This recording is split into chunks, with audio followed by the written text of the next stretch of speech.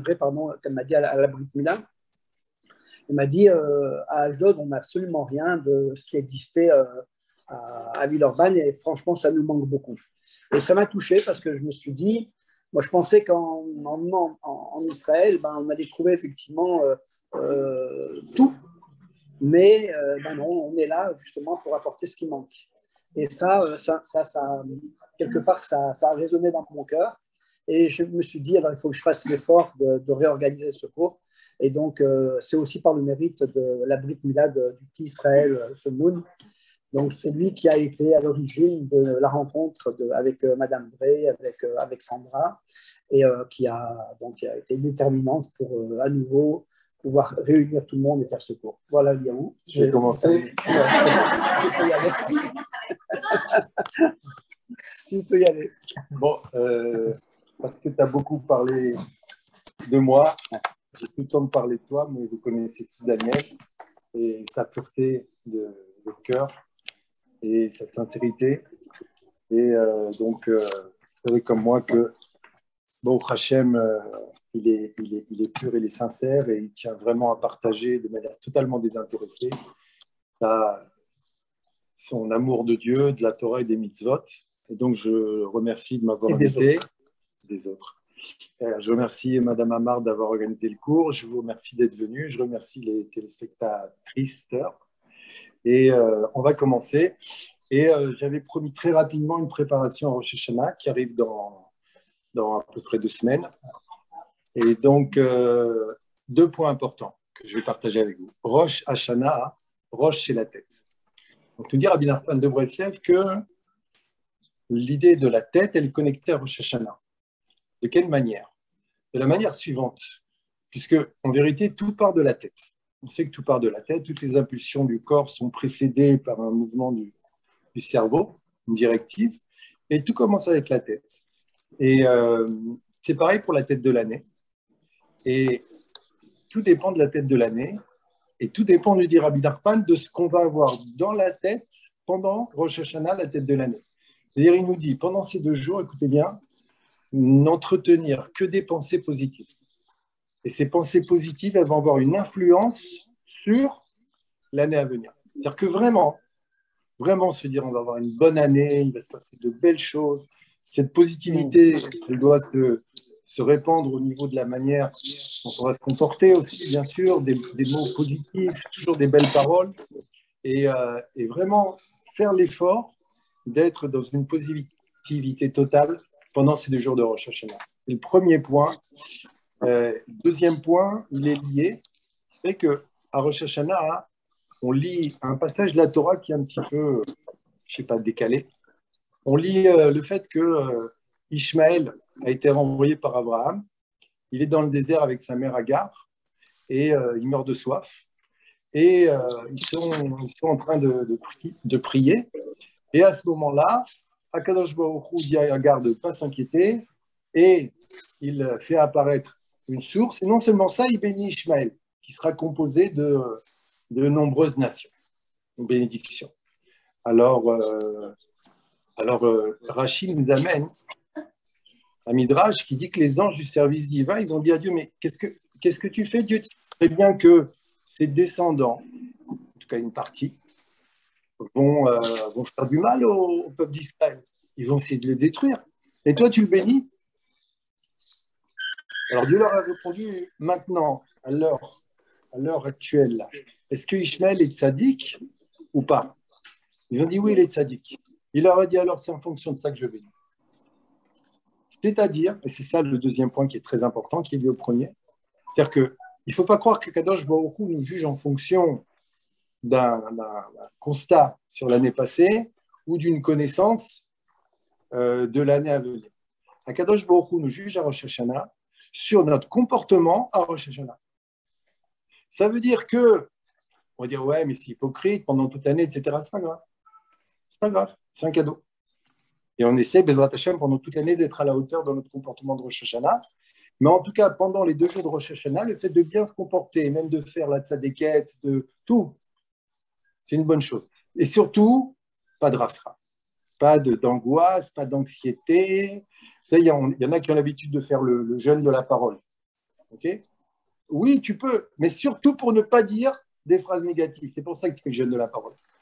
Pour ne pas porter de jugement négatif. Okay.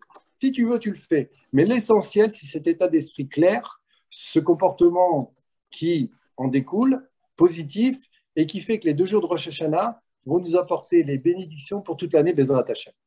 Voilà ce que je voulais partager avec vous en introduction. C'est important.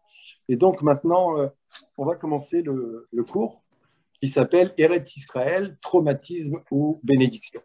D'accord ? Donc, vous vous doutez déjà que traumatisme ou bénédiction, ça dépend de nous en vérité.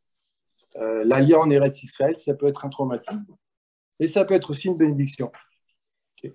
Et il y a une sorte de mélange pour la plupart de ceux qui font leur alia, où il y a une partie traumatisante et une partie de bénédiction. On va le revoir. Et on voit qu'en vérité, Eretz Israël demande une condition, des conditions puisque l'établissement du peuple d'Israël sur sa terre a toujours été dépendant d'un certain comportement à avoir. Quand on ne l'a plus eu, quand on est tombé dans l'idolâtrie, on a été exilé de la terre d'Israël. Donc ça, c'est au titre collectif, mais c'est vrai aussi à titre individuel, on va le voir. Okay, si on fait rapidement un petit tour d'horizon de la Torah sur Eretz Israël, la première fois qu'Eretz Israël apparaît dans la Torah, c'est avec Abraham. Dieu parle pour la première fois au premier juif de l'histoire, qui s'appelle Abraham Avinu, et lui dit Lech lecha me'artzecha mimolatecha u'mebetavicha el haaretz asher arecha. Donc, pars, quitte ta terre, ton lieu de naissance, la maison de ton père, pour aller vers la terre que je te montrerai, c'est la terre d'Israël. C'est la première parole que Dieu adresse à Abraham Avinu. Donc, la terre d'Israël, elle apparaît. Et il y a aussi un épisode essentiel dans la Torah que vous connaissez sûrement, c'est l'épisode des explorateurs, où justement, lorsqu'ils reviennent de leur exploration de la terre d'Israël, ce qui se passe, c'est qu'ils font du Lachon Hara, c'est-à-dire ils méditent sur la terre d'Israël, ils la présentent de manière très négative, et à cause de ça, on est parti pour 40 ans d'exil. Donc vous voyez qu'il y a des conditions à l'accession en Eretz Israël. Eretz Israël qui est appelé Eretz Zavat Chalav Udvash dans la Torah. Une terre où coule, où ruisselle le lait et le miel. On va reparler, ce n'est pas un choix anodin. Et les sages nous disent, vous avez peut-être entendu cette phrase, elle fait trembler, Eretz Israël niknet al yedei isurim. La terre d'Israël s'acquiert par des difficultés. Il y en a qui traduisent souffrance, c'est un peu exagéré. En tout cas, ça se traduit par s'acquiert par des difficultés. Okay. Et ensuite, pour Moshe Rabbeinu, c'est à quel point il voulait rentrer en Eretz Israël. Ils nous disent, pourquoi est-ce qu'il voulait rentrer en Eretz Israël? Ils disent parce qu'il voulait acquérir l'attribut, le trait de caractère à la perfection de Erech HaPaim. Erech HaPaim, on traduit ça par la patience, mais ce n'est pas vraiment la patience. Donc, je vous donne tous ces éléments, je les partage avec vous parce qu'on va les revoir. On entend la recette des boulettes, là, madame, s'il vous plaît. Donc, on va apprendre de tout cela à Bezrat Hashem, mais aussi avec les enseignements de Rabbi Nachman de Breslev. Personnellement, j'ai fait mon alia en 92. Et en 1992, les gens disaient, l'état d'esprit, c'était, mais t'es fou, comment tu vas faire? Globalement, là, était regardé comme un martien. Et aujourd'hui, c'est beaucoup plus évident de faire son alia. Il y a beaucoup de gens qui, à l'époque, disaient t'es fou, qui aujourd'hui disent j'espère le faire, je vais le faire, je terminerai mes jours là-bas. Donc, c'est devenu beaucoup plus évident la terre d'Eretz Israël. C'est une bonne chose, mais ça reste néanmoins un traumatisme. Tant qu'on n'a pas trouvé les clés de la bénédiction. Il y a déjà un traumatisme qui est évident, mais qui n'est pas lié à Eretz Israël. C'est le changement de pays. Vous changez de pays, vous changez de langue, vous changez d'habitude. Les jeunes, ils n'ont plus les mêmes amis. Il faut parler chinois. Et comment dire, des nouvelles formalités. Casse-tête en soi. Mais ce n'est pas seulement propre à Eretz Israël, tout ça. Et ce n'est pas là que se trouve l'enjeu. Et ça, dans tous les pays du monde où on fait son alia, à plus forte raison quand on ne parle pas la langue du pays dans lequel on va, on est confronté à des difficultés. C'est plus du tout la même chose. On perd ses repères. Mais nous, on va voir qu'il y a un autre traumatisme propre à Israël, un traumatisme supplémentaire, qui est le traumatisme, je vais le dire en une phrase, le traumatisme du changement d'identité qui implique ce changement d'identité un abandon. D'abandonner certaines choses qui peuvent nous être chères ou qui sont compliquées à abandonner. Donc, déjà dans la phrase dont je vous ai parlé tout à l'heure, donc l'ech lecha, part pour toi, traduction adaptée, mais on va la corriger. Okay. Ça veut dire quoi? En vérité, l'ech lecha, ça veut dire l'ech va vers toi. L'ech le Ashdod va vers Ashdod, va à Ashdod. L'ech lecha, c'est va à toi. Voilà ce que ça veut dire. Ça veut dire que on doit ici accéder à quelque chose qui s'appelle moi. Mais pour cela, tu devras quitter, donc abandonner, c'est dont je parle, ta terre, ton lieu de naissance et la maison de ton père. Ça fait allusion à trois choses différentes, puisqu'on parle du même endroit en vérité. Donc si la Torah a utilisé trois termes différents, c'est parce que ça fait allusion à trois dimensions différentes. Ta terre, c'est le comportement habituel de la terre d'où tu viens. Molatecha, ton lieu de naissance, ça fait allusion à la naissance, parce qu'il faut savoir que lorsqu'une âme descend sur terre, elle vient avec un bagage à réparer. Ce bagage, il a un sens, non seulement en amont, c'est-à-dire pour des histoires de pérégrination d'âmes qui nous dépassent, qu'on ne connaît pas, mais aussi en aval, ou c'est le contraire, peu importe, dans la mesure où le fait de devoir réparer un bagage, on vient avec un bagage de départ positif, mais aussi avec un bagage de départ. Oh, je n'ai pas demandé, moi, à être nerveux. Okay. Il est nerveux, regarde ce bébé, il est nerveux, comme son grand-père, Lalou. Okay. Donc, il y a des choses qui, depuis le début, sont à réparer. Okay. Donc, ça aussi, en Eretz Israël, tu dois t'en débarrasser. Parce que ce n'est pas évident qu'on essaie de s'en débarrasser. Vous connaissez le « Ah ben moi je suis comme ça, hein, c'est comme ça, moi je suis coléreux, c'est comme ça. » Ok, je peux rien. Ok, je suis coléreux. Un jour j'ai fait un cours sur la colère, il y a un qui m'a dit Ah oui, moi ça me parle ce que vous dites. Hein. Moi je ne suis pas coléreux du tout, grâce à Dieu. Mais il ne faut pas me chercher.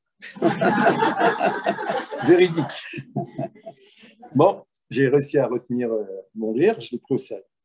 Donc, Bet Avicha, la maison de ton père, c'est tous les aspects inappropriés à la maison de ton père qui fait allusion en vérité à l'environnement social rapproché. Parce qu'on reçoit des bonnes choses des parents, mais comme Avraham Avinu, lui, son père, c'était le plus grand businessman d'idole de la planète, et c'était un idolâtre. À la fin de sa vie, il s'est repris, mais c'était un chef idolâtre. Okay. Donc, il venait de cette maison, Avraham Avinu. Okay. On donne des bonnes choses en tant que parent. On peut donner des moins bonnes choses. D'ailleurs, en tant que parent, pour ceux qui sont parents ici, ça fait partie de notre travail sur nous, de revisiter ce qu'on a donné et de corriger, voire de s'excuser auprès des enfants sur les choses qu'on aurait pu mal donner, en discuter avec eux. Mais je referme la parenthèse, c'est un sujet en soi. Okay, donc, tu dois abandonner des choses qui te constituent aujourd'hui quand tu viens en Eretz Israël. Et ces choses-là, elles sont dans le langage de Rabbi Nachman dénommées les mochin de Chutz La'aretz, c'est-à-dire les capacités intellectuelles, la manière de penser qui vient de Chutz La'aretz, de l'extérieur de la terre. Alors ici, Dieu dit à Abraham, l'ech lecha va vers toi, mais pour ça tu devras abandonner tout ça. Et il termine en disant, El haaretz asher areka, vers la terre que je te montrerai. Il aurait pu dire El Eretz Kenaan, puisque c'était son nom à l'époque. Il aurait pu donner le nom de la terre. Il ne le dit pas. El Haaretz asher areka, la terre que je te montrerai, moi Dieu je te la montrerai. Pourquoi? Parce que toi tu ne pourras pas trouver. Ça veut dire quoi? Ça veut dire que toi tu ne te connais pas encore. Tu ne sais pas où tu vas. Quand tu vas vers toi, tu ne sais pas où tu vas. Tu ne sais pas où tu vas. Celui qui croit qu'il se connaît, okay, il se trompe. on peut connaître ses réactions. Dans ce cas-là, je suis comme si, là, je suis heureux, là, je suis triste, là, je suis en colère, là, je suis angoissé. On peut connaître nos réactions, mais se connaître vraiment, ça demande un travail sur soi. Et ce travail sur soi, en Eretz Israël, la terre d'Israël, elle va nous y amener comme on va voir. Donc, ça veut dire qu'ici, on est dans une terre où c'est une aventure. C'est une aventure. Et plus on résiste à cette aventure, et plus ça devient, au lieu d'être une aventure, ça devient une lourdeur. Donc, cauchemar.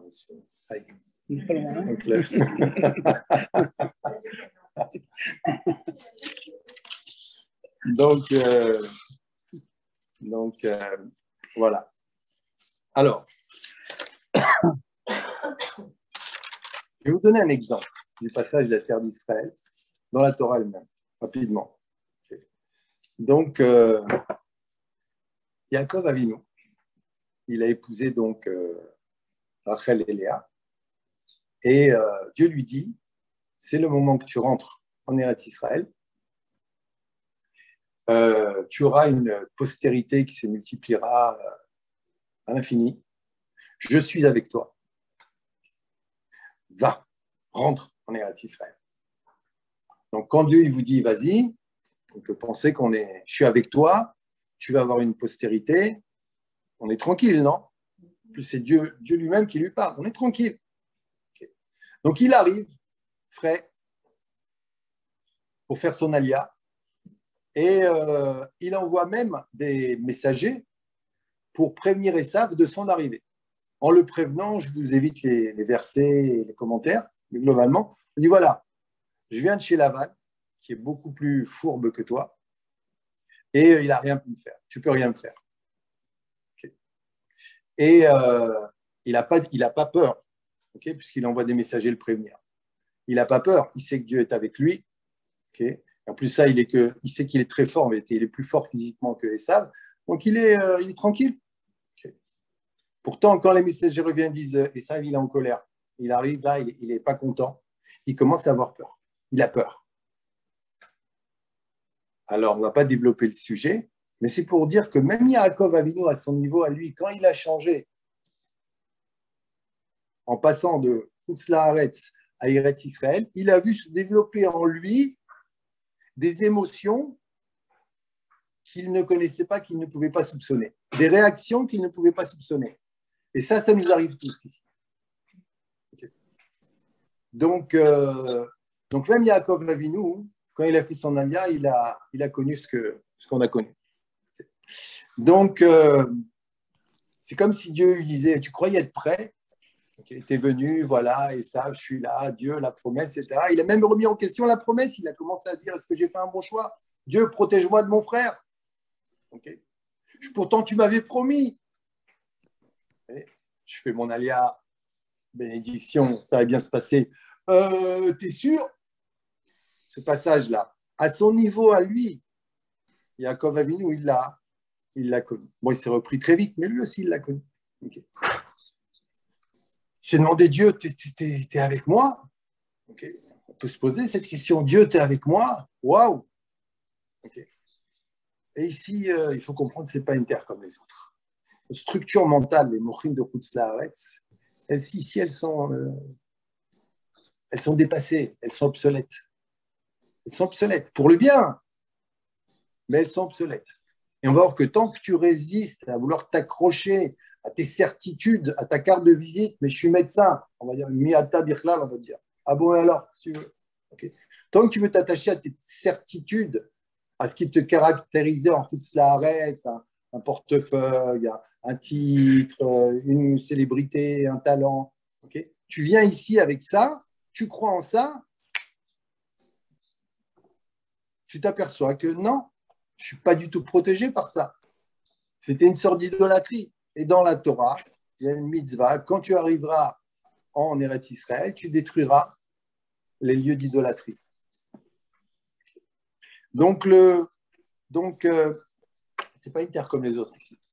C'est une terre sur laquelle la Torah nous dit, ça a été ramené par les explorateurs eux-mêmes, Eretz Ochelet Yoshevea. C'est une terre qui dévore ses habitants. Alors, Quand ça a été ramené par les explorateurs, c'était dans une optique de médisance. Maintenant,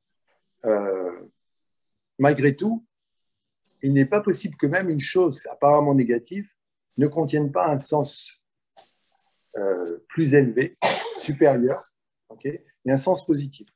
Donc, ce sens positif nous l'explique Rabbi Nachman. Okay. On va voir le mot « une terre qui dévore ses habitants », il explique de deux manières. On va le voir tout de suite. La première chose, il nous dit que Ochelet, une terre qui mange, qui dévore ses habitants, correspond aux initiales du verset qui dit Ata teshalem le ish kemaaseu. Dieu, Ata, toi, tu payes l'être humain selon ses actions. Alors il explique là-bas. Vous connaissez le principe du mesure pour mesure. Ça veut dire la chose suivante. Ça veut dire qu'ici en Eretz Israël, les mécanismes spirituels, ils fonctionnent parfaitement. Il n'y a pas d'embrouille ici. C'est-à-dire ta vie avec ses hauts et ses bas, elle est le reflet exact de ta manière d'être sur la terre d'Israël. Ici, si tu fais cette recherche, tu peux facilement comprendre pourquoi tu es en train de vivre ce que tu es en train de vivre. Okay. Tu peux le comprendre.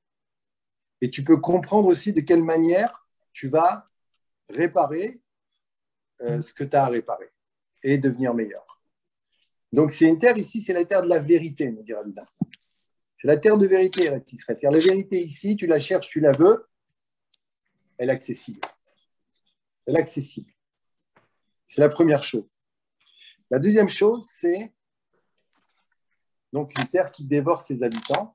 Ça veut dire que par rapport à la terre d'Israël, nous avons un statut d'aliment qu'elle nous mange. Et d'ailleurs, si on ne se comporte pas comme il faut, il y a marqué, et si etc., la terre te vomira. Donc, soit tu es digéré, soit tu es vomi. Donc, on a vraiment un statut d'aliment par rapport à la terre d'Israël. Okay. Donc, ça veut dire quoi ce statut d'aliment? Ce statut d'aliment, ça veut dire la chose suivante. Ça veut dire que, nous disait Rabbi Nachman, de la même manière qu'un aliment se transforme en celui qui l'a consommé, de la même manière, celui qui se laisse engloutir, dévorer, manger par la terre d'Israël se transforme, c'est-à-dire acquiert les qualités intrinsèques à la terre d'Israël. C'est ça, c'est dévoré. Donc, on est avalé ou on est vomi. Et en vérité, il y a 3 états dans la graine qui correspondent à 3 types de positions de celui qui a fait l'alliance en Eretz Israël. Le premier état de la graine, c'est la pourriture. Une graine avant, pourriture au sens, avant de donner un arbre ou une plante, la graine, elle se décompose. C'est un état de pourrissement, si l'on peut dire. Dans cet état de pourrissement, c'est la première étape. Donc, cet état de pourrissement, c'est l'état central, ce n'est pas le premier, c'est le deuxième. C'est une phase par laquelle on est obligé de passer parce que justement, tu te décomposes ici. Tu te décomposes, ta structure, ta contenance, ton apparente logique de fonctionnement, okay, tes certitudes, elles se décomposent ici. Il y en a plein qui sont arrivés, ils croyaient qu'ils étaient religieux, ils se sont aperçus que pas du tout. Ils croyaient qu'ils avaient beaucoup d'émouna, ils se sont aperçus que pas du tout. Okay. Donc, ils croyaient qu'ils étaient sereins, ils sont en train de klaxonner comme des fous sur la route. Même eux, ils ne se reconnaissent pas, comme on a dit. Donc c'est ça la problématique. Une graine, c'est quoi? C'est un potentiel. Donc, avant de partir en Eretz Israël, on est un potentiel. Ce potentiel-là doit rentrer dans la terre, une terre qui dévore ses habitants. Une fois qu'il rentre dans la terre, il y a le processus de pourrissement. Et si on se confronte à ce processus avec les clés nécessaires, si on traverse cette décomposition en sachant ce qui est en train de se passer, à partir de ce moment-là, on va pouvoir grandir. grâce à la terre d'Eretz Israël. Grandir, ça veut dire devenir soi-même. Comme il dit à Abraham Avinu, va vers toi, sois toi-même. Et voir se développer en nous, se dévoiler en nous, des forces, des qualités, des forces humaines, un courage qu'on ne se connaissait pas. Okay. Parce qu'en vérité, il faut savoir, on est tous des gens extraordinaires. Okay. On n'est pas ici dans... C'est pas de la démagogie ce que je dis. C'est Dieu qui nous a créés. Et Dieu, quand il crée, ce qu'il crée, c'est parfait. C'est extraordinaire. Et chacun de nous, on a un statut de fils ou de fille de Dieu. Pas seulement fils ou fille de Dieu, fils unique ou fille unique de Dieu. C'est-à-dire que Dieu, comme nous disent les sages, okay, le Talmud Sanhedrin, l'homme, l'être humain est obligé de dire le monde entier n'a été créé que pour moi. C'est toi qui as appris. Parce que Dieu, lui, il est capable de n'être qu'avec moi pendant toute la journée. Je vous jure, il est qu'avec moi pendant toute la journée. Que moi, il n'y a que moi qui compte pour lui. Mais ça, c'est vrai pour chacun d'entre nous, parce que nous, on ne peut pas faire. Quand on est avec un enfant, on ne peut pas être avec l'autre. Mais lui, c'est Dieu, il peut le faire. Il est vraiment, constamment, tout le temps, avec moi.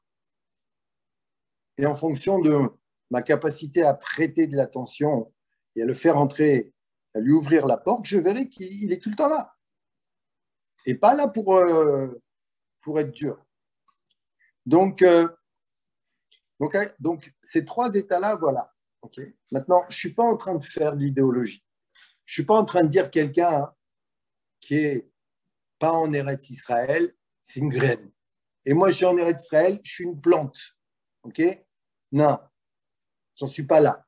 On est en train pour expliquer des principes spirituels, on est obligé d'être un petit peu thématique, de planifier, mais la réalité, elle est toujours plus nuancée, plus subtile. Et il y a des gens qui sont merveilleux qui habitent pas en Eretz Israël, c'est évident.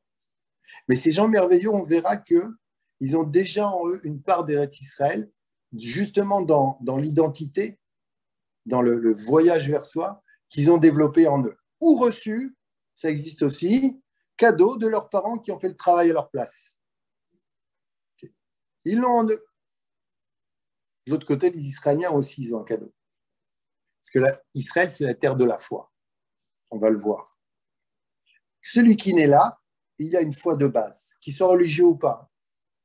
Ça va passer. Je ne parle pas de la foi, oui, je fais Shabbat, je ne parle pas de ça. Je parle de oui, ça va marcher, ne vous inquiétez pas, ça va passer. Ils ont une audace, les hommes d'affaires israéliens, là, un truc de fou, quoi. Ouais, ça va passer, c'est bon, c'est bon. Okay. Et ils sont sincèrement positifs quand ils disent ça va aller, ils ne sont pas en train de faire comme nous, qu'on a envie de mourir, qu'on dit non, Bezrat Hashem, ça va aller, ça va aller. Okay. Si c'est vraiment sincère, c'est fort. Plus vous apprendrez à connaître l'Israélien, et plus vous pourrez être connecté à cette émouna de base propre à la terre d'Israël qu'ils ont reçu en cadeau en naissant ici. Et même apprendre de ça, qu'ils soient religieux ou pas. Et être waouh, mais être impressionné, admiratif, voire envieux de ce cadeau qu'ils ont reçu. Donc on n'est pas en train de faire de l'idéologie. La réalité, elle est plus subtile. Okay, donc, je reviens. Mais toute chose égale par ailleurs, okay, il est sûr que n'importe quel individu, aussi tzaddik soit-il, okay, entre son statut, comme on a vu avec Yaakov Avinu, hors de la terre d'Israël, sa dimension, hors de la terre d'Israël, et sa dimension en terre d'Israël, c'est forcément beaucoup plus grand. À individu égal, je ne compare pas maintenant.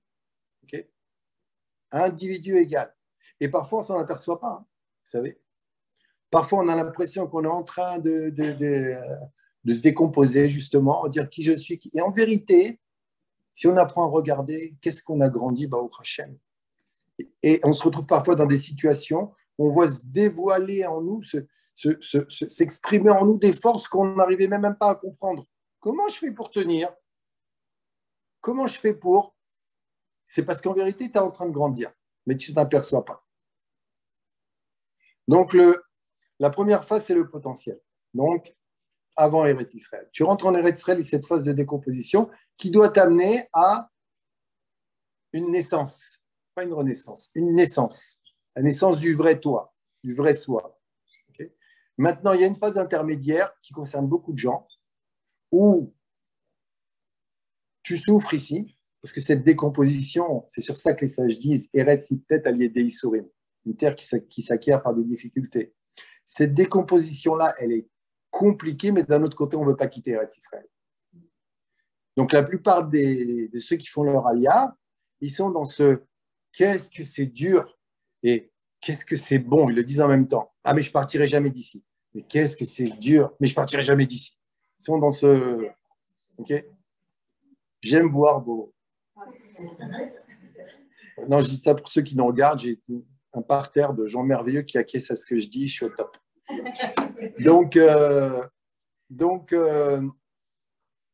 Donc voilà, donc cette étape intermédiaire, c'est celle-là dont on doit sortir. On a trop d'émouna pour partir, on n'en a pas assez pour pas galérer. Il faut savoir que ce n'est pas une fatalité. À partir du moment où tu crois que cette étape intermédiaire, c'est une fatalité, tu vis entre deux mondes. Okay. Tu vis entre deux mondes. Et c'est dommage. Donc, la troisième étape, donc vous l'avez compris, c'est la naissance. Okay. Maintenant, la question, c'est, OK, super, tu as dit le principe, c'est merveilleux, c'est beau, vous pouvez rentrer chez vous, mais qu'est-ce que je fais de ça? OK. Est-ce qu'il existe des indicateurs pour savoir que je vais bien vers moi? Parce que des fois, il y en a qui croient qu'ils vont vers eux, ils ne vont pas du tout vers eux. Ils deviennent super stricts, super machin, super pointilleux, super trop religieux, et ils croient que, ça y est, et leur vie, c'est une rasera, ils sont durs avec les gens, et okay, ils croient que là, je vais vers moi. Non, ce n'est pas ce niveau-là. Je ne suis pas en train de remettre en question la pratique de Shalom quand je dis ça. Je donne un exemple, j'illustre. Okay. Donc, c'est donne-moi un panneau indicateur que je suis dans la bonne direction, okay, que je vais bien vers moi, et dis-moi comment faire en passant. Donc, pour ça, on va utiliser une partie de texte de Rabbi Nachman, toujours. Je vais vous la lire rapidement. Okay. Et je vais vous la traduire. Il nous dit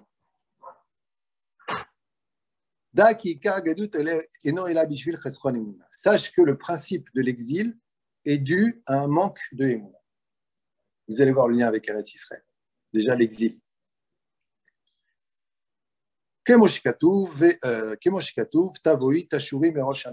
marqué dans le Cantique des Cantiques, Shir HaShirim, il y a une phrase qui dit, en parlant du retour des exilés en terre d'Israël, viens et contemple du sommet de Amana, une montagne qui s'appelle Amana, qui n'existe pas, mais nous disent des sages, c'est pour que tu comprennes que si tu étais loin d'Eretz Israël, c'est parce que tu manquais de Emouna. Donc il dit, l'Emouna, c'est le principe de l'exil, et quand on s'en va de l'exil, on s'aperçoit que c'est grâce à l'Emouna qu'on sort de l'exil. Okay. Il dit, Ve'emouna obechinat tefila. Maintenant, cette Emouna-là, elle a un aspect qui s'exprime au niveau de la prière. Que Moshe Katou, comme c'est marqué, Vaïhi Yadav Emouna. Et les mains de Moshe Rabbeinu étaient étendues en prière, en Emouna, pardon. C'est pendant la guerre contre Amalek. Donc, on sait, il y a ce midrash qui nous explique, lorsque Moshe levait les mains, le peuple d'Israël avait le dessus. Lorsqu'il baissait les mains, baissait les bras, l'expression vous connaissez, le peuple d'Israël commençait à décliner. Okay. Et on dit donc des mains de Moshe Rabbeinu qu'elles étaient étendues, Vaïyadav Emouna, en Emouna. Et il nous dit ici Rabbi Nachman, il amène la traduction araméenne de Onkelos, Vetargumo, Prisan, Betzlo, elles étaient étendues en prière. Donc la Emouna, elle est au niveau de la prière. Faisait Prinat Nissim le Marla Me'ateva. Et autre aspect, donc on a la Emouna, on a la prière. Troisième aspect, les trois sont au même niveau, pas à tous les niveaux, mais là on est en train de parler de ces trois aspects, de ces trois choses-là au niveau qui les rassemble. Il dit ceci est l'aspect des miracles qui sont au-dessus des lois de la nature.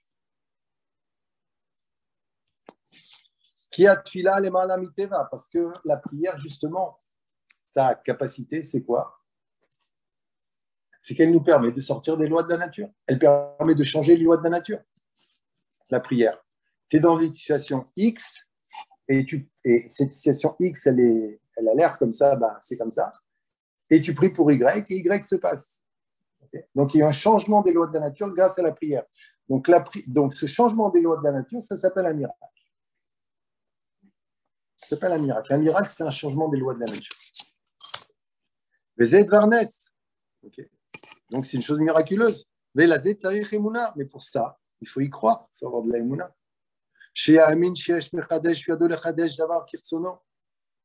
Que tu crois qu'il est dans la possibilité d'Akadosh Baruch Hu de tout changer, comme il le veut. Et il dit, Veikar Emuna, et ce principe donc de la Emuna, Prinat Fila, connecté à la prière, Prinat Nissim, connecté au miracle, et Noël Be'eretz Israël, se trouve en Eretz Israël, ne se trouve qu'en Eretz Israël. Comme c'est marqué, donc dans les Télim, Shron Eretz Ur et Emuna, réside dans la terre d'Israël, Ur et Emuna, et tu cultiveras, tu feras grandir Ré avec un Aïn, comme un roé, un berger qui développe un troupeau, okay, et tu développeras ta Emuna. Réside dans la terre et tu développeras, tu feras grandir ta Emuna. Parce que c'est la terre de la Emuna. Okay. Donc,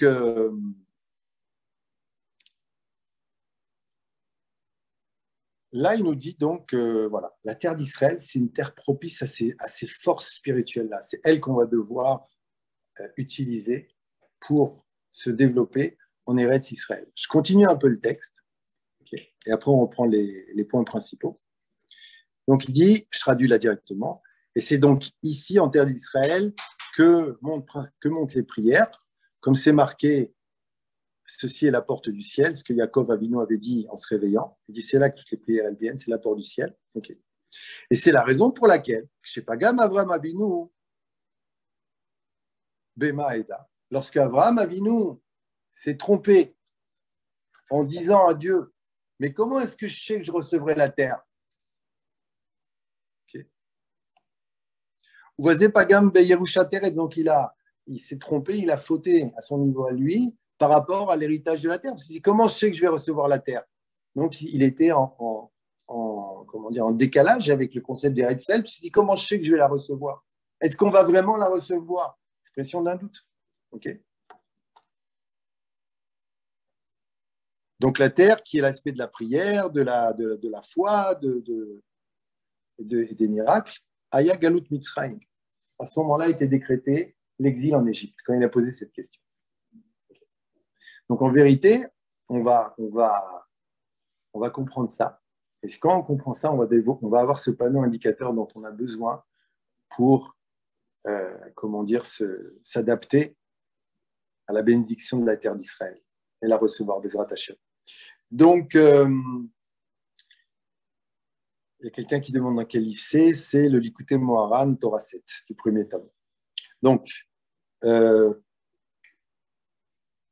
en quoi Avraham Avinu, il s'est trompé en disant à Dieu, comment je sais que je vais la recevoir? Il pouvait se poser la question, Avraham Avinu. Okay. Il n'a pas d'enfant à l'époque. Et Dieu lui dit, et sa femme elle est stérile, il n'a pas d'enfant. Et Dieu lui dit, tu vas avoir une descendance, je ne te raconte pas. Okay. Et tu vas avoir une terre, une descendance magnifique. Okay. Alors là, il a demandé, et donne-moi un signe que je vais la recevoir, cette terre. À ce moment-là, c'est un midrash, donc c'est l'exacerbation d'un phénomène spirituel raconté dans une histoire. Parce que tu ne peux pas dire, hey, Abraham Avinu, il a dit ça, eh ben, ils ont pris 400 ans de... Okay. Mais c'est pour me dire que l'exil, la source de tous les exils se trouve dans cette question-là. Okay. Et qu'en posant cette question, Abraham Avinu, qui est le père fondateur du peuple d'Israël, donc on est tous connectés à lui, il a placé en nous, de la même manière qu'il a placé des choses merveilleuses, attention, mais il a aussi placé en nous cette possibilité d'erreur, puisqu'elle était en lui. Okay. Donc en cela, c'est lié. Maintenant, c'est quoi? Pourquoi? Okay. Ah, tu doutes que je vais te donner la terre d'Israël, alors tu vas en exil. Alors Avraham Avinu, sachez-le, il ne doutait pas qu'il allait recevoir la terre d'Israël. Il ne doutait pas. Et ça, je vous explique qu'il ne doutait pas de ça. Dieu lui a dit, je vais te donner la terre. Mais Avraham Avinu, il a ressenti, il était tellement saint qu'il a eu une intuition, une vision prophétique, qui lui a fait voir que dans les générations à venir, il y aurait un peuple pas tellement à la hauteur. Il y aura un peuple, par exemple, 80% ne fait pas Shabbat à l'époque, des trucs idolâtres. Il s'est dit, est-ce que il s'est posé la question? Et Dieu il a dit, tu t'es planté. En quoi il s'est planté? Elle se pose la question. En quoi il s'est planté? Alors je dis en quoi il s'est planté. Ça ressort du texte. Dieu lui a dit, tu ne crois pas que je vous aime assez pour vous la donner quand même, la terre d'Israël? Tu as un doute de ma rachamim, de ma compassion pour vous? Si tu doutes de ça, ça c'est la source de tous les exils. Ça avait commencé avec le serpent qui a dit à Chava, vas-y mange. Et à Adam aussi. Pourquoi? C'est quoi l'idée? Il leur a dit, c'est marqué dans Rachid. Dieu ne vous aime pas, c'est pour ça qu'il ne veut pas que vous mangez. Il ne vous aime pas, Dieu. Qu'est-ce que tu crois que Dieu il t'aime? Tu crois que Dieu il est proche de toi? Réfléchissez bien, parce que quand on est dans une problématique en Eretz Israël et qu'on commence à se dire, est-ce que j'ai été puni? Est-ce que Dieu il est avec moi? Comme c'est dur, etc. Sans s'en apercevoir, on est en train d'agrandir ses doutes. Parce qu'on n'arrive pas à imaginer à quel point Dieu il est proche de nous. Ah, mais c'est toi qui me mets dedans. C'est ce paradoxe de fou. D'un côté, on est en train de dire sauve-le, sauve-nous, Hachem il est bon, tout a été élim, les filles. Okay, et de l'autre côté, il y a une petite question là, mais c'est lui qui a frappé. Je ne vais pas développer cette question.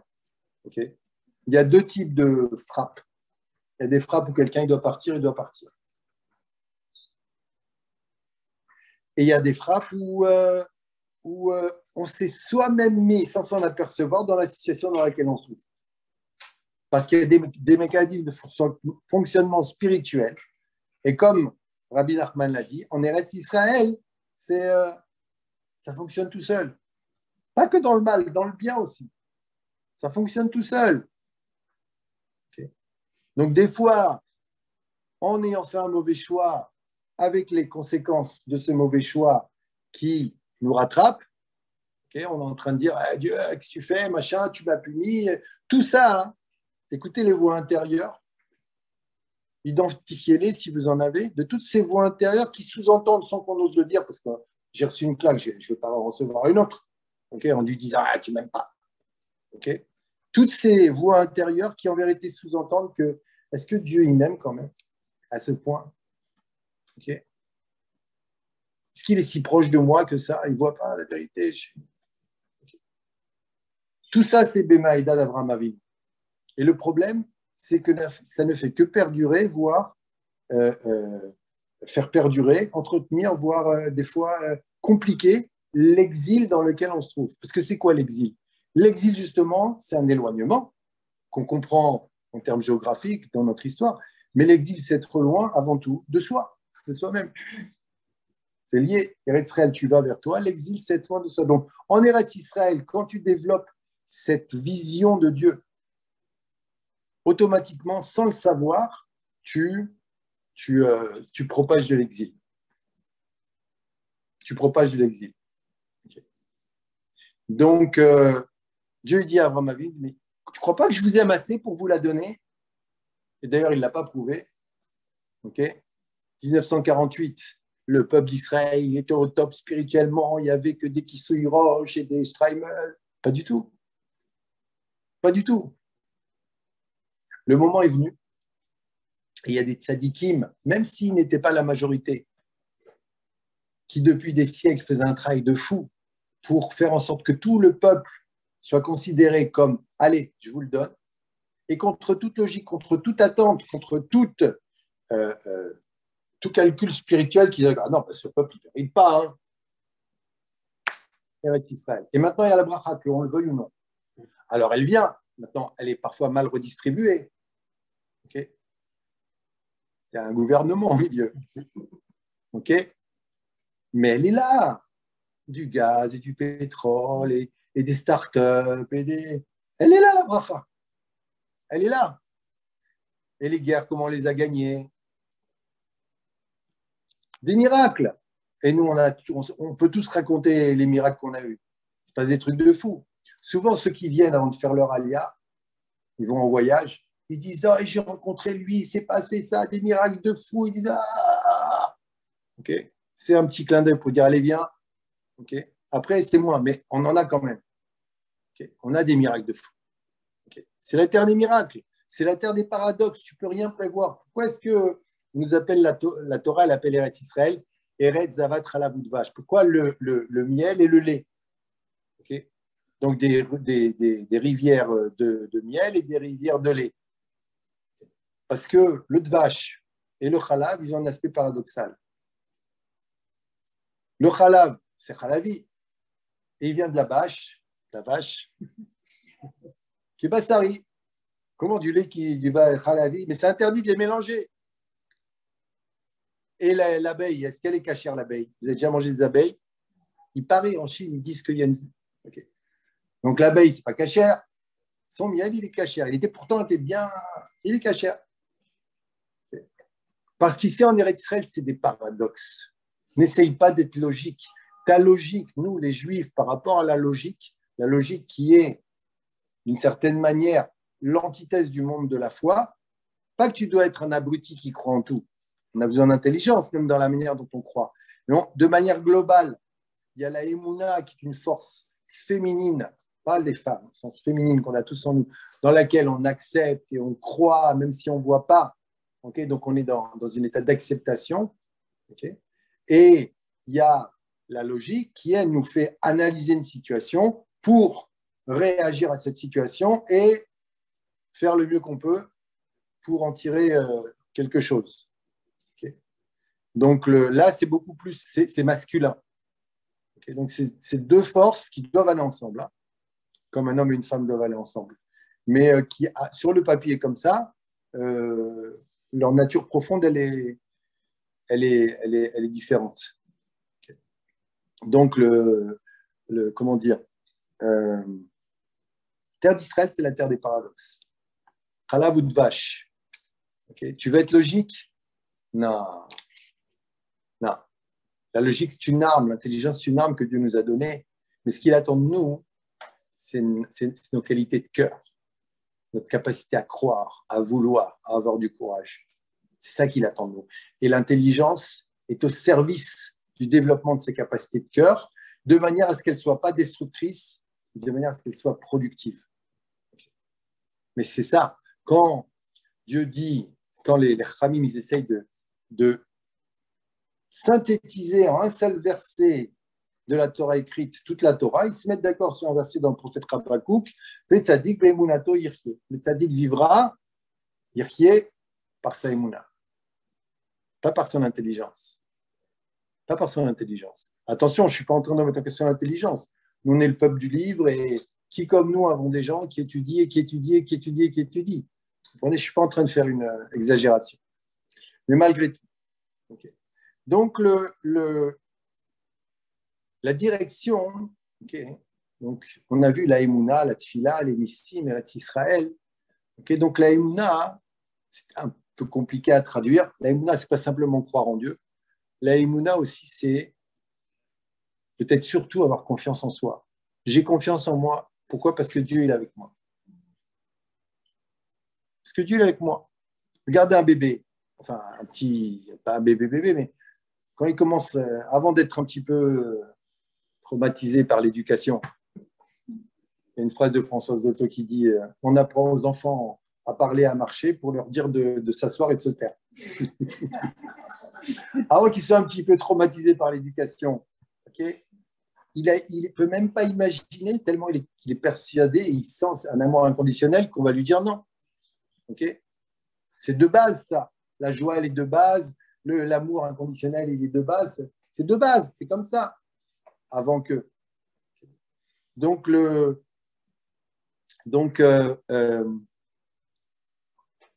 Emouna, maintenant, on doit la construire. C'est-à-dire que si on sait qu'elle est là, au moins, hein, toi, vois où tu en es et va vers cela. Et la prière, elle va t'aider à cela. Parce que tout est lié. Et Eretz Israël va t'aider à cela, si tu ne tombes pas dans le piège dans lequel sont tombés les explorateurs. Donc la tfila, quand tu pries à Hachem, l'aspect d'Eretz Israël de la prière, c'est de savoir qu'il est avec toi, il t'aime. Et plus tu y croiras, et plus tu le verras.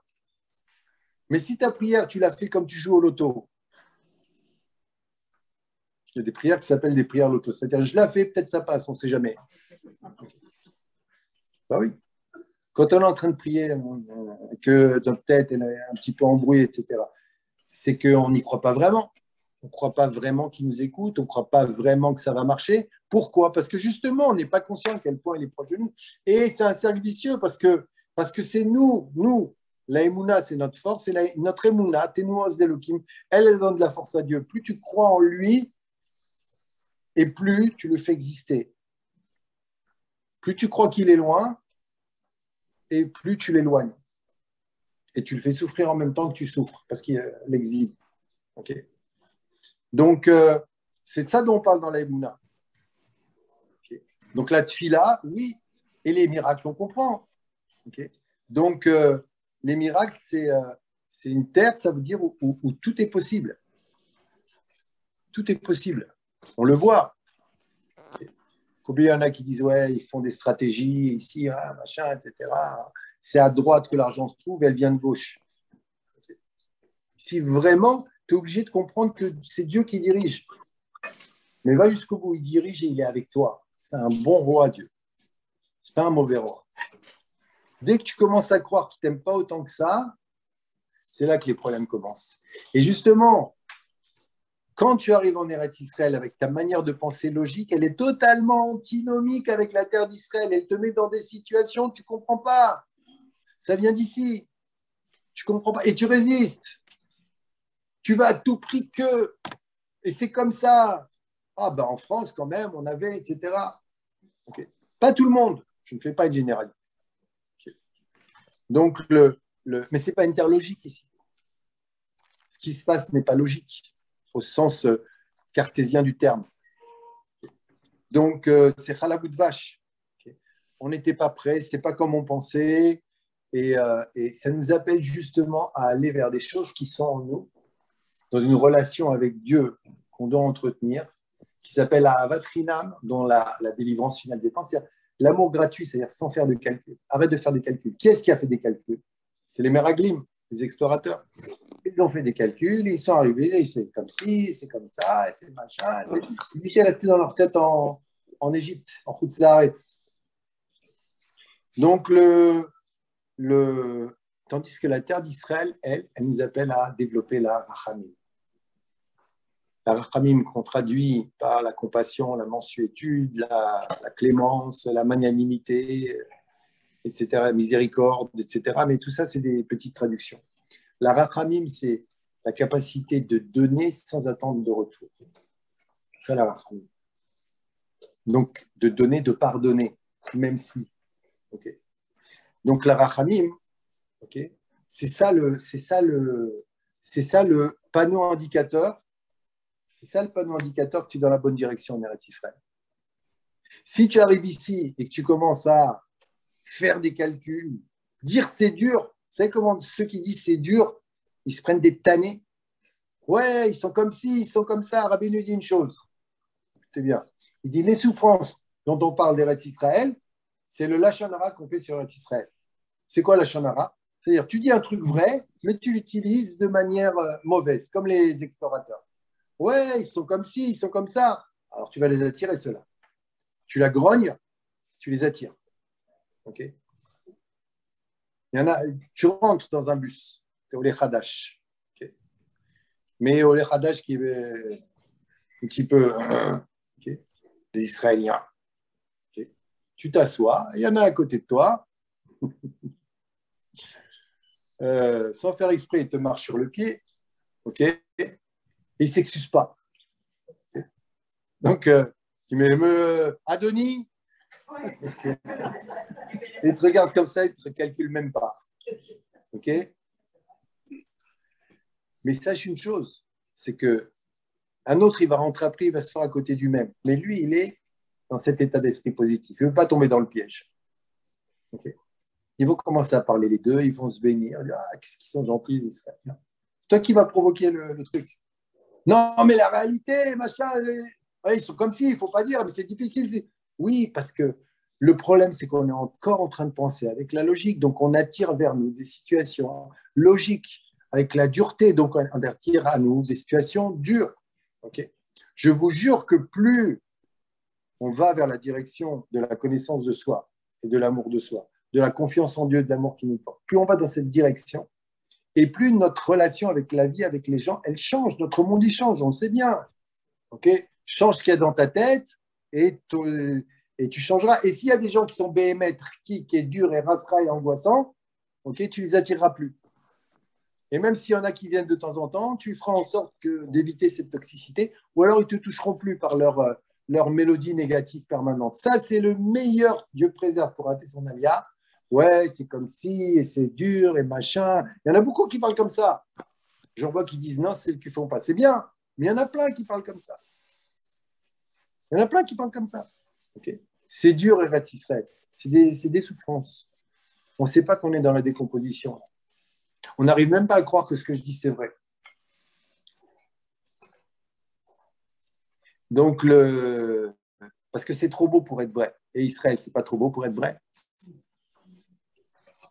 Ce petit pays-là, ce peuple, il n'est pas trop beau pour être vrai. Okay. S'il y a une source d'espoir dans le monde entier, dans le monde aujourd'hui, ce monde qui devient complètement maboule, s'il y a une source d'espoir, okay, c'est le peuple d'Israël. Et c'est son histoire. S'il y a une source d'espoir.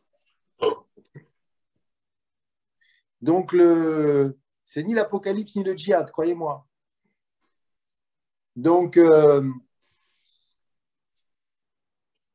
c'est comme ça. Plus tu vas commencer à aimer, à t'aimer, à avoir confiance en Dieu, à prier, à croire, okay, plus tu vas aller vers ça, contre toute logique. Parce que la logique, elle te dira, mais non, c'est pas vrai. Ouais, il est gentil, le Chaviv, mais il ne vit pas ce que je vis. Ok, super. Il y en a d'autres qui disent, ouais, c'est bien beau, lui, son Shabbat, mais moi, je ne peux pas. Okay, peut-être que nous, on a connu ce truc, c'est impossible que je fasse Shabbat, je vais me déchirer les habits ou je vais perdre tout mon argent. Hein. Okay, on sait tous qu'on était hyper convaincus et que quand on a franchi le cap, eh ben non, finalement. Non, pas du tout. Voilà, quel kiff Shabbat. Okay. Donc, c'est la même chose ici. C'est la même chose. Si tu dis c'est pas possible, c'est pas vrai, je suis pas capable, j'y crois pas, ou ok, tu es dans la décomposition et tu es dans le niveau d'Avraham Avinu qui dit mais comment je saurais que tu m'aimes assez? Okay, donne-moi une preuve que tu m'aimes assez. On attend que ça vienne. Okay, on attend que ça vienne et on fait gum-gum. Et de la bouche et de l'esprit. C'est une erreur. C'est une erreur. Maintenant, ça vient, attention, parce qu'on vient trop ça, arrête. On était habitué à penser comme ça. Mais au moins, tu peux te mettre ce qu'on appelle en situation de métal, c'est-à-dire extérieur à toi-même, voir le gum-gum et dire, bon, il est là, il me met les boules, mais c'est un mensonge. Parce que tant que tu y croiras, ça sera une vérité pour toi. Tu le vivras comme une vérité. Et tu attireras vers toi cette vérité qui est un mensonge. Parce que les mécanismes spirituels, ça marche. Ça veut dire quoi? Ce en quoi tu crois, tu le crées, tu l'attires. C'est comme ça. Comme ça ici, ça marche. Okay. Donc en vérité, ça maintenant, ça a des répercussions sur quoi? Ben, sur tous les domaines de mon existence. Le couple. Il y a des couples qui se retrouvent dans des configurations en Eretz Israël, ils ne comprennent pas. Ah ok. Les enfants, on parle de changement. Eux aussi, ils changent. Okay. Okay. Ils sont plus tellement en phase avec nous. Hein. C'est des Israéliens. Okay. Il y a un changement. Mais ça nous demande quoi, ça? Ça nous demande de développer en nous ce dont Moshe Rabbeinu nous parlait, qui s'appelle la Erech Hapaim. Erech Hapaim, en vérité, ça veut dire le souffle allongé. C'est-à-dire que quand on dit que Dieu il est Erech Hapaim, c'est-à-dire que même s'il voit que on mérite une tricha, en vérité, Dieu, il attend qu'on se reprenne. Il attend, par amour. Okay. Comme une maman qui fait confiance à son fils, alors que c'est un tueur à gage. Ok. Donc la Erech Hapaim, c'est ce que Moshe Rabbeinu voulait atteindre à la perfection. C'est-à-dire tu dois développer la compassion. À commencer avec toi-même, avec les autres. Dans le développement de la compassion, c'est comment dire, on peut savoir. Okay. On sait tous en vérité comment on pourrait se comporter, okay, avec compassion ou pas. Je vais vous donner une clé, une petite clé de la vie de tous les jours, parce qu'on ne peut pas parler de tout en une heure. Okay. Les sages nous disent, on apprend de Yaakov Avinu, aussi Moshe Rabbeinu, on ne fait de reproches que sur son lit de mort. Yaakov Avinu, il va partir, il fait des reproches à ses enfants. Moshe Rabbeinu, avant de partir, c'est le Sefer Devarim dans lequel on est en train de lire les parachutes. Moshe Rabbeinu, il fait une grande tochacha au peuple d'Israël. Les sages disent, on ne fait de reproches que sur le lit de mort. À quoi j'en fais plus? Il faut que j'attende que je meure. Okay. Donc, c'est pas ça l'idée. Comme ça, un midrash, c'est un état d'esprit. Imagine maintenant le mec, il a 119 ans et 364 jours. Il va partir, il le sait. Et il y a son cousin qui ne l'a pas invité à la bar mitzvah de son fils, alors que lui, il avait été à la bat mitzvah de sa fille. Il arrive. Britou, mon cousin. Ah, attends, tu ne m'as pas invité. Ça n'existe pas, ça. OK? Non, viens dans mes bras. Je t'aime.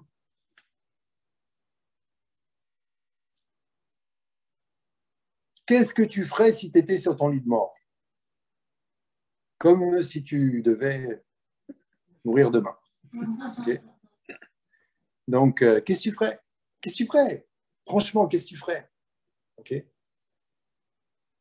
C'est très bien que quand on est dans des situations exceptionnelles de l'existence et que toutes tes relations avec les autres, avec toi, avec la vie, elles changent. Elles peuvent devenir beaucoup plus lumineuses. C'est de cette compassion dont on parle. C'est le mois des Louls, c'est le mois de la compassion. Le roi est dans le champ, il est proche de nous. C'est le moment d'arrêter avec cette dureté, cette stricte justice qui nous prouve l'existence et qui nous pousse à une logique qui nous empêche d'être avec Dieu et d'être heureux et d'être soi-même surtout comme on devrait l'être. Il faut croire en ça. Il faut croire en ça. Il faut croire en ça parce que c'est ça la bénédiction. C'est ça la bénédiction. On se débarrasse ici de tout ce qui n'est pas nous. Va vers toi. Débarrasse-toi de. Va vers toi. Tout ça, c'est pas nous. Tout ça, on a été conditionné par ça. C'est l'exil. Et si on est à Israël, si tu choisis la démarche active d'abandonner tout ça et d'aller vers toi, automatiquement, tu vas avoir la bénédiction. Vraiment. Et tu vas te débarrasser de ces petits... Oui, mais c'est difficile quand même. Okay. Ce mensonge-là. Okay. C'est difficile parce que tu crois que c'est difficile. C'est le mesure pour mesure. Okay. Donc, et plus tu vas vers ça, et plus tu as la bénédiction. Ici, c'est une terre de bénédiction. C'est vraiment une terre de bénédiction. On le ressent malgré tout, parce qu'il y a une partie aussi, le mérite d'être venu ici. On sent des bénédictions. On sent malgré tout qu'on ne sait pas, mais on a terminé le mois. Ah, ok. Ah, nos enfants, ils sont là. Okay. Et plein de choses. On sent ces bénédictions. Mais c'est dommage ces allers-retours entre toute cette partie qu'on n'a pas encore épurée, toutes ces choses dont on ne sait pas encore, ces écorces dont on ne s'est pas encore débarrassé, et qui nous pourrissent l'existence et qui nous maintiennent en état permanent de décomposition avec des hauts et des bas. La vie, elle peut être beaucoup, beaucoup plus belle que ça. C'est ça la délivrance. Au moins à titre individuel, en attendant qu'elle soit collective. Et c'est comme ça qu'on y participe aussi. C'est comme ça qu'on y participe aussi. Donc, après tout, ta relation avec le travail, ta relation avec la dévotion, avec tes amis, avec tes enfants, ton couple, avec toi-même, tout ça, c'est appelé à changer pour aller vers la compassion. À la compassion. C'est-à-dire, arrête de faire trop de calculs. Crois dans les paroles de Dieu et crois dans les paroles des tzadikim. Arrête d'écouter des corbeaux qui voudraient te faire croire que tu vas aller en enfer. Arrête. Ok. Ils sont trop durs. Bon, peut-être qu'ils kiffent, peut-être c'est des blancs. Le blanc, plus c'est dur et plus il kiffe. C'est son paradis. D'accord, mais reste dans ton paradis. Ne fais pas un enfer. Tu mets la rasera en train sans arrêt de... Stop. Ok. Je ne fais pas une généralisation, hein. Mais il faut éviter. De toute façon, la Torah, les sages te disent, tu vas apprendre la Torah là où elle te fait du bien.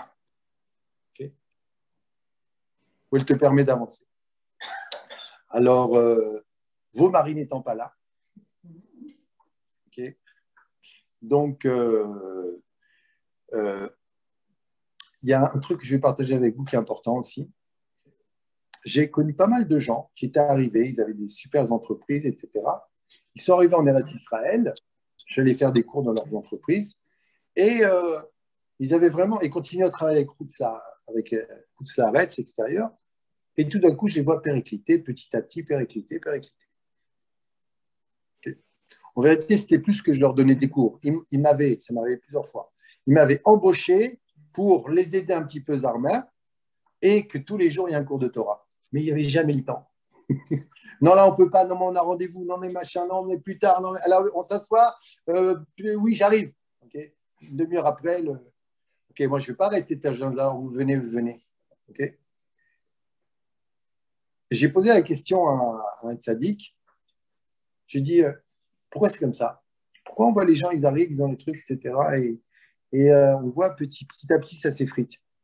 Il m'a dit, s'ils avaient fixé des temps d'études de la Torah réguliers, ils auraient la bracha. Ils auraient la bénédiction. Ça, c'est pour vos maris. Parce que si on sait savoir par l'illusion de séduire et comment on va faire, il faut faire ci, il faut faire ça, etc., okay, alors automatiquement, on se coupe de la bénédiction d'Estelle. C'est dommage. Je vous jure, et l'expérience montre que les gens qui ont la force d'aller et de garder, maintenant, chacun selon ses possibilités, de garder des cours de Torah régulièrement, c'est beaucoup plus simple pour eux, c'est une beracha. Okay, c'est mon radio, voilà, je suis là. Okay, tu passes à moi. Okay, c'est une vraie beracha en Israël. Donc en vérité, je sais que j'ai dit beaucoup de choses, j'ai fait un constat, mais maintenant c'est à vous de choisir, d'abandonner ou d'être victime, parce que la terre, elle vous obligera à abandonner malgré vous tout ça. Okay, à subir. Ou construire ou subir.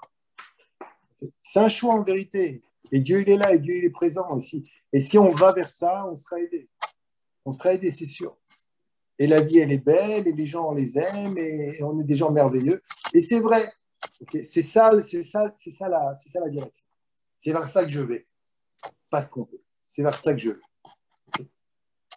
Et à moi de réparer, tendrement, avec l'assistance de Dieu, avec compassion, à moi de réparer petit à petit et d'aller vers ça, d'aller vers moi, vers la meilleure version de moi. Voilà ce que je voulais partager avec vous. Et si vous avez des questions, sinon, on va manger la pkeila. Voilà, merci beaucoup d'être. On a terminé, à bientôt. Combien de temps ça a duré? Je ne sais pas, je te dirai après. Merci, à très bientôt. À bientôt. Et Josia, je ne la vois pas, Josia. J'arrive pas à mettre ma caméra, je ne sais pas ce qui se passe. Josia? Josia. Envoyez-moi une photo, c'est pareil. D'accord. De bonnes nouvelles. Shana Tova à tout le monde. Shana Tova, plein de choses. Merci Daniel. Santé, à bientôt. Je rapproche. Merci. Bye. Au revoir. Bonjour à Annie. Hein.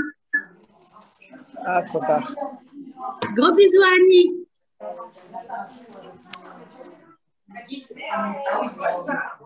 Qu'est-ce qui a parlé?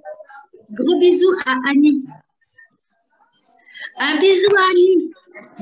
Agit, tout le monde vous passe le bonjour, à Sandra aussi. Il y a Josia, mais elle ne peut pas mettre la caméra. Ah, Josia, bah alors c'est une vieille, ça y est. Bon, c'est un bon tour. Hein. C'est bon tour. À bientôt. Au revoir. Shana Tova. Shana Tova.